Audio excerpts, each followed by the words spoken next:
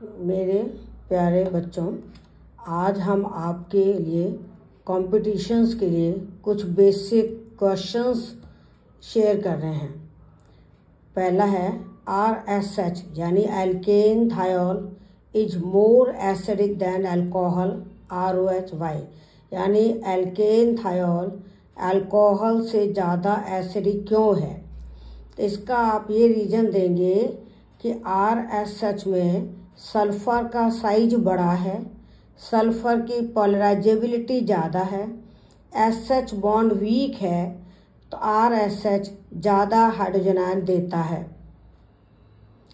Alkene thiol का Ka ज़्यादा है, pK कम है, जबकि अल्कोहल का Ka कम है, pKa ज़्यादा है।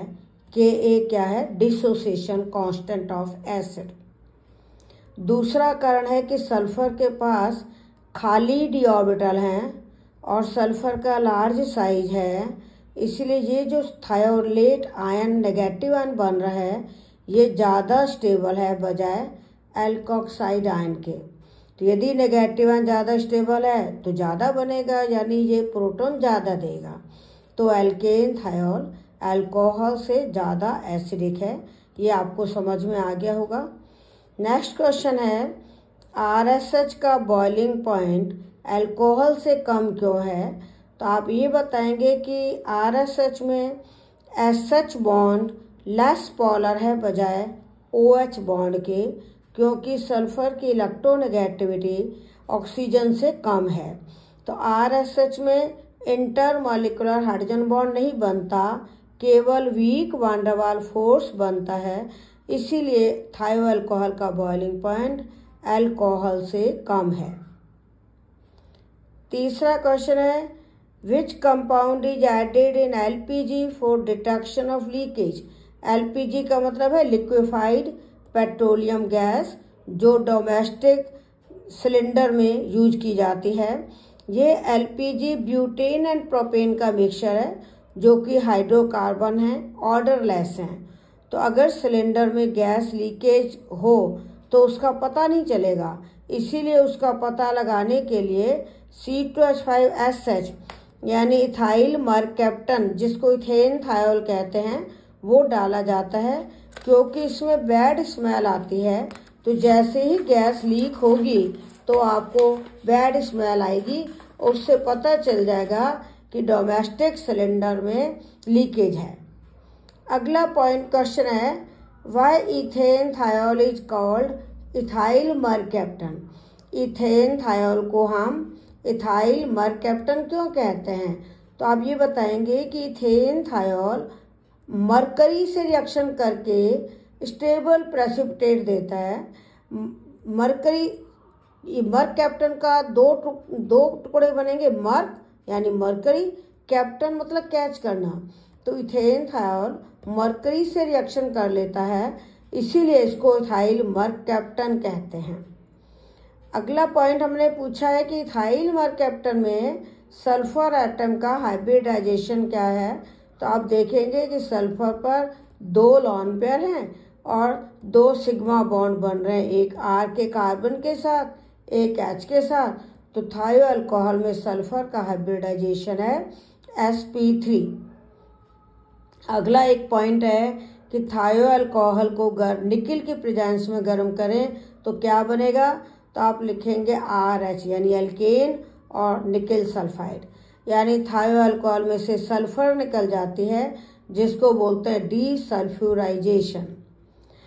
एक ना बहुत इंपॉर्टेंट पॉइंट है कि थायो अल्कोहल और अल्कोहल दोनों एक जैसे दिखते हैं, सल्फर और ऑक्सीजन में ही अंतर है। सल्फर और ऑक्सीजन एक ही ग्रुप के एलिमेंट हैं, फिर भी यदि हम थायो अल्कोहल का ऑक्सीडेशन कराते हैं तब तो ये कंपाउंड बनता है डाई अल्काइल डाईसल्फाइड, और जब अल्कोहल का ऑक्सीडेशन कराते हैं पहले एल्डिहाइड बनता है, फिर कार्बोक्सिलिक एसिड। तो इसका कारण क्या है। तो इसको आप इस तरह समझाओगे कि थायो अल्कोहल में तो SH बॉन्ड वीक है, क्योंकि इसकी बॉन्ड एनर्जी है 80 किलो कैलोरी पर मोल, 80 किलो कैलोरी पर मोल। तो थायो अल्कोहल में तो SH बॉन्ड टूटता है, SH बॉन्ड टूटने से ये कंपाउंड बनता है, यानी सल्फर पर ऑक्सीडेशन होता है। जबकि अल्कोहल में OH बॉन्ड की एनर्जी तो है 110 किलो कैलोरी पर मोल, CH की एनर्जी है 5 किलो कैलोरी पर मोल। तो OH के कंपैरिजन में CH बॉन्ड वीकर है, तो CH बॉन्ड टूटेगा और कार्बन पर ऑक्सीडेशन होगा, इसीलिए एल्डिहाइड और कार्बोक्सिलिक एसिड बनते हैं। एक और पॉइंट है कि अगर हम एसीटोन ये CH3COCH3 जिसको हम नेल पॉलिश रिमूवल के लिए भी काम में लेते हैं, इस एसीटोन के अगर हम इथाइल मरकैप्टन से रिएक्शन कराते हैं तो एसीटोन का तो O हटेगा, इथाइल मरकैप्टन के 2 H हटेंगे। ये कंपाउंड पहले थायोकीटल बनता है, लेकिन साथ ही हम उसका ऑक्सीडेशन भी करा देते हैं, तो SO2 हो जाएगा और ये बन जाएगा, देखिए एसीटोन है CH3COCH3, थायो अल्कोहल से रिएक्शन कराओगे O और 2 H निकलेंगे पहले, तो ये बनेगा जिसका नाम है थायोकीटल। अब इसका ऑक्सीडेशन कराते हैं तो सल्फर के पास खाली डी ऑर्बिटल होने के कारण सल्फर पर ऑक्सीडेशन होगा और ये S की जगह SO2 हो जाएगा, यानी दोनों सल्फर पर 2 ऑक्सीजन जुड़ जाएंगी और ये बनेगा जिसको हम सल्फोनेल कहते हैं और ये हिप्नोटिक के रूप में यूज होता है। तो आज हमने आपको ऐसे इंपॉर्टेंट क्वेश्चंस बताए हैं जो अक्सर कॉम्पिटिटिव एग्जाम्स में आते हैं और सभी इथेन थायोल से ही रिलेटेड हैं। तो इन क्वेश्चंस को आप अच्छी तरह से करना। अगर आपको कोई डाउट है तो आप कमेंट में लिखना। अगर मेरे और वीडियो देखना चाहते हो जो हम इसी तरह से आपके कॉम्पिटिटिव एग्जाम्स की तैयारी के लिए छोटे छोटे अच्छे वीडियो डालेंगे कंसेप्ट बेस के, अगर आप नेक्स्ट वीडियो भी देखना चाहते हो तो चैनल को सब्सक्राइब करें। All the best, thank you.